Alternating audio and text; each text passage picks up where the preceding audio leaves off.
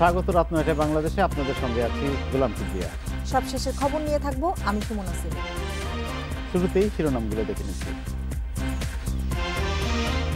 সাম্প্রদায়িকের সঙ্গে অসাম্প্রদায়িক শক্তির জোট টিকবে না, ঐক্যফ্রন্ট নিয়ে মূল্যায়ন ওবায়দুলের।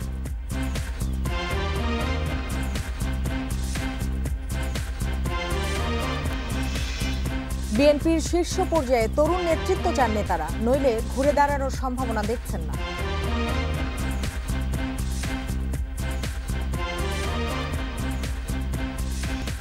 সাম্প্রদায়িক অপশক্তির সাথে অসাম্প্রদায়িক শক্তির ঐক্য টিকবে না বলে মন্তব্য করেছেন আওয়ামী লীগের সাধারণ সম্পাদক ওবায়দুল কাদের। সকালে রাজধানীর ধানমন্ডির দলীয় কার্যালয়ে ঐক্যফ্রন্ট প্রসঙ্গে একথা বলেন তিনি। এছাড়া এবারের উপজেলা নির্বাচনে কাউকে ডেকে আনা হবে না বলেও জানান তিনি। রাজধানীর ধানমন্ডিতে দলের সভাপতির রাজনৈতিক কার্যালয়ে আসেন আওয়ামী লীগের সাধারণ সম্পাদক ওবায়দুল কাদের। কথা বলেন সাংবাদিকদের সঙ্গে। আলোচনায় উঠে আসে ঐক্যফ্রন্ট প্রসঙ্গ।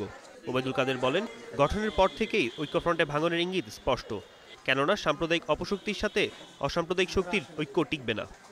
যারা অসাম্প্রদায়িক চেতনা যাদের মধ্যে আছে, তারা বিএনপির সাম্প্রদায়িক যে ঐক্য, এর সঙ্গে কি করে নিজেদের মেলাবেন? এখানে মেরুকরণের একটা সাংঘাতিক ঘাটতি আছে। পরে রাজধানীর সোহরাওয়ার্দী উদ্যানে যান আওয়ামী লীগের সাধারণ সম্পাদক। শনিবারের বিজয় সমাবেশের প্রস্তুতি ঘুরে দেখেন তিনি। বলেন, কাউকে অনুরোধ বা জোর করে উপজেলা নির্বাচনে আনা হবে না। জাতীয় নির্বাচনও ডেকে আনিনি, এখানেও কাউকে আমরা জোর করে আনার আমাদের কোনো এজেন্ডা নেই।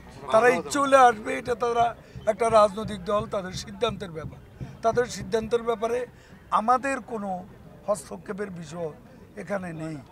শনিবারের বিজয় সমাবেশে নেতাকর্মীদের উদ্দেশ্যে প্রধানমন্ত্রী শেখ হাসিনা গুরুত্বপূর্ণ বার্তা দেবেন বলেও জানান আওয়ামী লীগের সাধারণ সম্পাদক। বনি ইবনে কামাল, ইন্ডিপেন্ডেন্ট নিউজ, ঢাকা।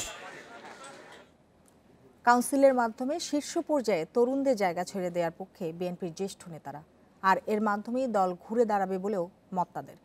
এছাড়া ৩০শে ডিসেম্বরের ভোটে আওয়ামী লীগের নৈতিক পরাজয় হয়েছে দাবি করে হতাশ না হয়ে নেতাকর্মীদের মনোবল শক্ত করার আহ্বান জানিয়েছেন বিএনপির মহাসচিব।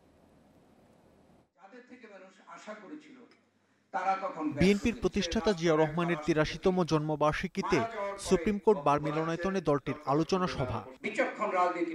এতে তার স্মৃতিচারণের পাশাপাশি গুরুত্ব পায় একাদশ সংসদ নির্বাচনে ভরাডুবির প্রসঙ্গ।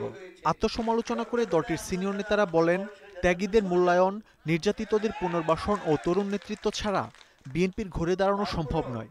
যারা দলের জন্য নিবেদিত প্রাণ হিসেবে কাজ করেছে, তাদেরকে সামনের দিকে এনে দলকে পুনর্গঠন দরকার হলে আমরা যারা আমাদের বয়স হয়ে গেছে আমরা সরে যাব।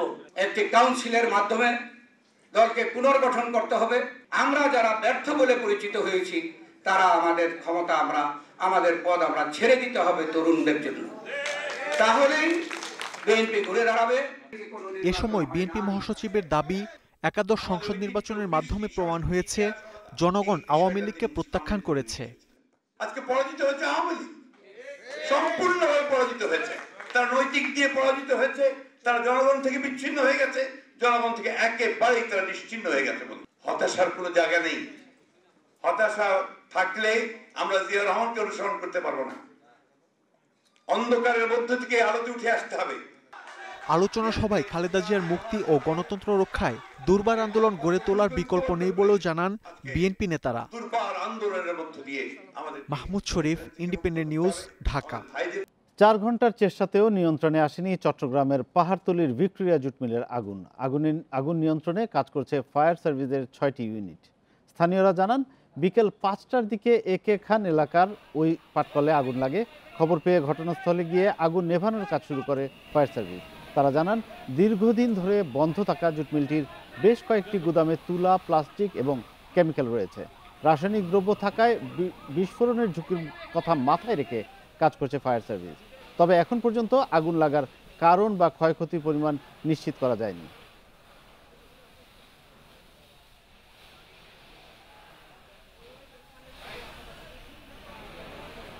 স্টিল স্টিল স্ট্রাকচারে আগুনে যেহেতু এটা তাপটা অত্যন্ত ভয়াবহ, যার পরিপ্রেক্ষিতে আমাদের ফায়ার ফাইটার টিমদেরকে নিরাপদে রেখে আমরা কাজগুলো করতে হচ্ছে। এটা আস্তে আস্তে আমরা যেহেতু কেমিক্যাল যে কোনো সময় এক্সপ্লোশন হতে পারে, এই এক্সপ্লোশন না হওয়ার জন্য আমরা ধীরে ধীরে এই কাজগুলোকে করে যাচ্ছি। আশা করি অল্প সময়ের মধ্যে আমরা সম্পূর্ণ নিয়ন্ত্রণ আনতে সক্ষম হব। এ বিষয়ে আরও জানাতে চট্টগ্রাম থেকে যোগ দিচ্ছেন সহকর্মী আহসান রিটন। আগুন নিয়ন্ত্রণে আর কতক্ষণ লাগতে পারে, ফায়ার সার্ভিস কি বলছে, আর পুরো এলাকার পরিস্থিতি কি? আগুন ঠিক কতক্ষণে নিয়ন্ত্রণে আসবে সেটি একেবারে নিশ্চিত করে বলা যাচ্ছে না। আমরা ফায়ার সার্ভিস আমাদেরকে আসলে নিশ্চিত করে এখন পর্যন্ত কিছু বলতে পারেনি। তবে একটি আশার বিষয় হচ্ছে আসলে আমরা এখন থেকে 2 ঘন্টা আগে যে পরিমাণ আগুন দেখেছিলাম সেটি আসলে অনেকটাই এখন নিষ্ক্রিয় হয়ে এসছে। আমরা দেখেছি এই গুদামটির এক পাশে আসলে যে হারে আগুনটি লেগেছিল সেটি অনেকটা এখন স্থিমিত হয়ে এসছে। এখন আসলে যে পাশে তুলা রয়েছে, তুলার গোডাউন যেটি, সেখানে আসলে আগুন জ্বলছে। আপনি আমার ঠিক পেছনে যদি দেখেন তাহলে দেখবেন যে এখনো পর্যন্ত আগুনের লেলিহান শিখ আমরা দেখতে পাচ্ছি। তো এই বিষয়টি নিয়ে আমরা আসলে ফায়ার সার্ভিসের সঙ্গে কথা বলেছিলাম। তারা আসলে আমাদেরকে বলছে যে খুব নিশ্চিত করে বলতে না পারলেও তারা বলছেন যে আসলে আগামী 15 থেকে 20 মিনিট কিংবা আধ ঘন্টা 45 মিনিটের মধ্যে তারা আসলে আগুন সম্পূর্ণ নিভিয়ে ফেলতে পারবেন, এবং তারপরে আসলে তারা কি কারণে আগুন লেগেছে এবং ক্ষয়ক্ষতির পরিমাণ কত সেটি আসলে তারা একটা তদন্ত কমিটি করে তারপরে তারা আসলে নির্মাণ করতে পারবে। রিটন, আরেকটি বিষয় জানতে চাচ্ছিলাম, আপনার পেছনে যেটি দেখা যাচ্ছে আগুনের লেলিহান শিখা, এখনো সেটি 15 থেকে 20 মিনিটের মধ্যে নিয়ন্ত্রণে আনবে বলছে ফায়ার সার্ভিস। ঠিক আছে, আমরাও আশা করি নিয়ন্ত্রণে চলে আসবে, কিন্তু সেখানে কোনো হতাহতের ঘটনা কি জানা গেছে? কেউ আহত হয়েছেন বা নিহত, অথবা আশপাশে এলাকার লোকজন তাদেরকে নিরাপদে সরিয়ে নেওয়া হয়েছে কিনা, বা নিরাপত্তার জন্য কি ব্যবস্থা নেওয়া হয়েছে? একটু বলে রাখি যে আজকে আপনি জানেন যে আজকে সরকারি ছুটির দিন। সঙ্গত কারণে আসলে গোডাউনে যে পরিমাণ কর্মকর্তা থাকেন তারা আসলে ছিলেন না। একেবারে হাতে গোনা কয়েকজন কর্মচারী, ব্যাচেলর কর্মচারী, তারা আসলে তারা এখানে ডরমেটরিতে ছিলেন। তারা আসলে শুরুতে এই অগ্নিকাণ্ডের বিষয়টি দেখেন এবং তারপরে আসলে তারা বিষয়টি তাদের যে সমস্ত ইকুইপমেন্ট ছিল সেগুলো নিয়ে তারা আসলে প্রথমে চেষ্টা করেন এবং পরবর্তীতে ফায়ার সার্ভিস এসে তাদের সঙ্গে যোগ দেয়। ইতিমধ্যে আসলে ফায়ার সার্ভিসের 6টি ইউনিটের 18টি গাড়ি তাদের সব ধরনের যন্ত্রপাতিকে সর্বোচ্চ কাজে লাগিয়ে আসলে আগুন নেভানোর চেষ্টা করছে, এবং আমরা দেখেছি যে ইতিমধ্যে তারা অনেকটা সফলও হয়েছে।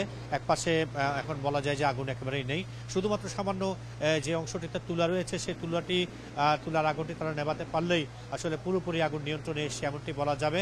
আর হতাহতের যে বিষয়টি বলছে সেটি হচ্ছে যেহেতু বন্ধের দিন কোনো কর্মচারী এখানে ছিলেন না, সঙ্গত কারণে সেটি আহত নিহতের কোনো খবর নাই।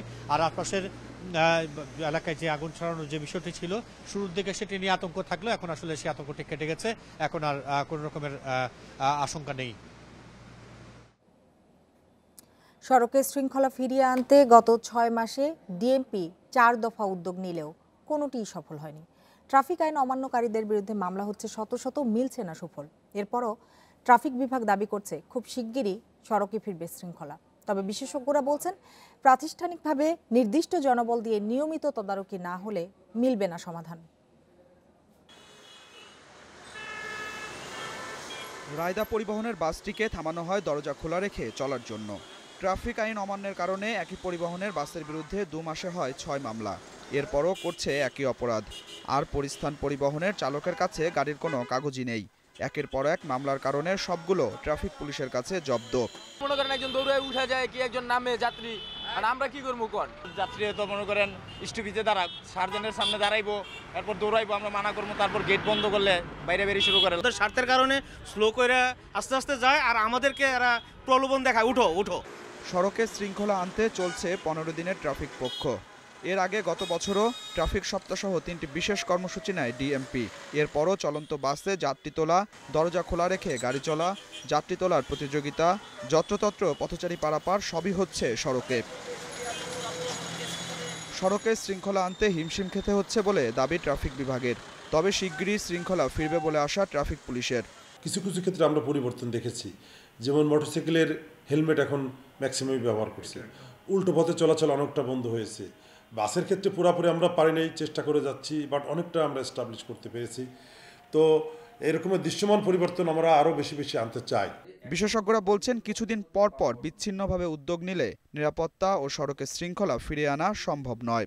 ওই প্রাতিষ্ঠানিকভাবে একটা গ্রুপকে দায়িত্ব দিয়ে আপনি যখন তাদের আওতায় সমস্ত ট্রেন ড্রাইভারকে, যাদের জবটা নিশ্চিত এবং যারা ট্রেন্ড, তাদেরকে দিয়ে যখন আপনি বাসগুলো পরিচালনা করবেন একটা পরিকল্পনা মাফিক, সব ঠিক হয়ে যাবে এক এক করে।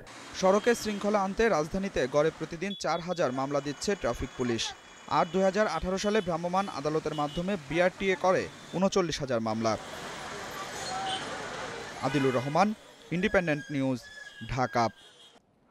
পুরোদমে চলছে পদ্মা সেতুর কাজ। এ পর্যন্ত সেতুর মূল কাজ 79.70% সম্পন্ন হয়েছে বলে জানিয়েছেন প্রকৌশলীরা, আর সার্বিক কাজের অগ্রগতি হয়েছে 67%। সেতুর 42টি পিলারের মধ্যে শেষ হয়েছে 16টি। এছাড়া 294টি পাইলের মধ্যে 223টি পাইল ড্রাইভ শেষ হয়েছে। নদীর নাব্যতা সংকট কাটাতে প্রতিদিন 8 থেকে 10টি ড্রেজার কাজ করছে। প্রকৌশলীরা জানান, চলতি মাসেই 36 ও 37 নম্বর পিলারের ষষ্ঠ স্প্যান বসানো হবে। এতে সেতুর প্রায় 1 কিলোমিটার দৃশ্যমান হবে বলে জানিয়েছে কর্তৃপক্ষ। এরই মধ্যে সেতুর 5টি স্প্যানে রেলের স্ল্যাব বসানোর কাজ শুরু হয়েছে। এদিকে পদ্মা সেতুর 6 ও 7 নম্বর পিলারের নকশা চূড়ান্ত করা হয়েছে। এ দুটি পিলার সহ মোট 14টি পিলারের নকশা জটিলতায় পড়তে হয় কর্তৃপক্ষকে।